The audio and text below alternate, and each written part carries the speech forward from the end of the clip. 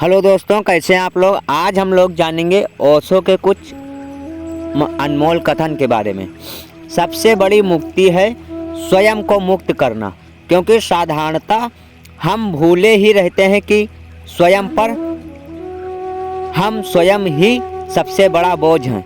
हमें ये नहीं ज्ञात होता है कि हम स्वयं के लिए ही सबसे बड़ा बोझ हैं। ऐसा हम लोग कभी ध्यान में नहीं रखते हैं और इस बात को हम हमेशा भूले रहते हैं, ऐसा ओशो जी कहते हैं। ओशो कहते हैं सुनना सीखना है, क्योंकि जब आप चुपचाप सुनते हैं तो सारा अस्तित्व आपसे बोलने लगता है। जब आप बिल्कुल शांत होते हैं तो वह सीखने का सबसे बड़ा क्षण होता है। जब आप चुप रहते हैं तो जीवन अपने रहस्य खोल देता है।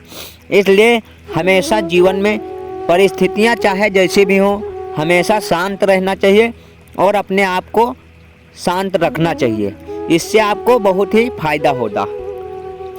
प्रेम भरी आँख से फूल को देखोगे तो फूल परमात्मा हो जाएगा, और प्रेम भरी आँख से कांटों को देखोगे तो कांटा भी परमात्मा हो जाएगा। प्रेम की आँख जहाँ पड़ेगी वहीं परमात्मा उखड़ जाता है। परमात्मा हर जगह होता है, बस आपकी आंखों में प्रेम होना चाहिए।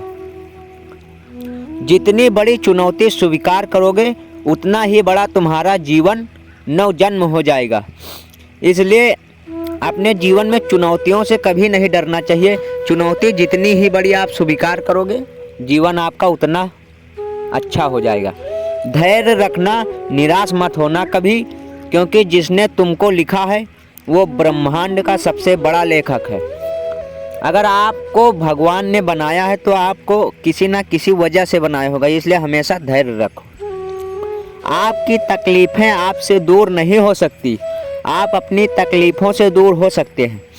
आप अपनी तकलीफ़ों को दूर कर सकते हैं, आपकी तकलीफ़ें आपसे दूर नहीं होंगी।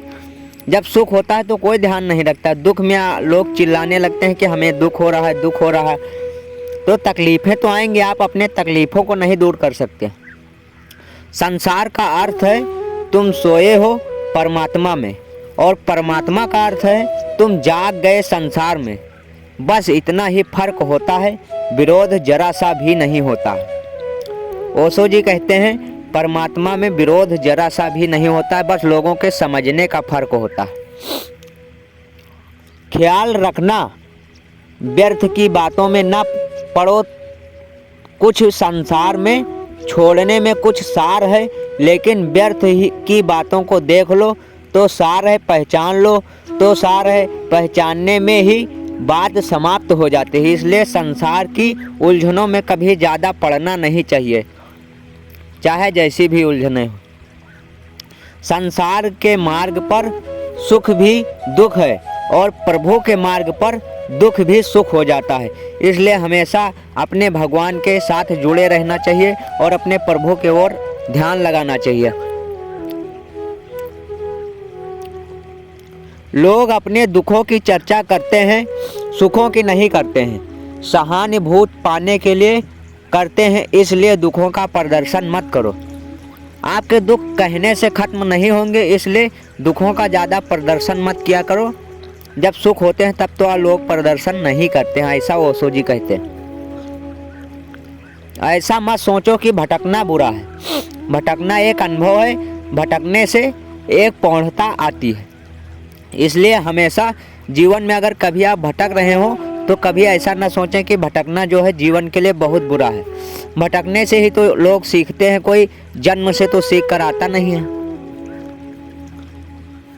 आत्मनिरीक्षण जितना गहरा होता है उतनी ही भीतर चेतना विकसित होने लगती है। इसलिए अपने आत्मनिरीक्षण को हमेशा गहरा रखना चाहिए, जिससे आपकी चेतना विकसित होने में बहुत ही मदद मिलता है। प्रेम तुम्हें धनास्त बना देता है, ध्यान तुम्हें प्रेम पूर्ण बना देता है, यदि वह ठीक दिशा में लगा हो तो।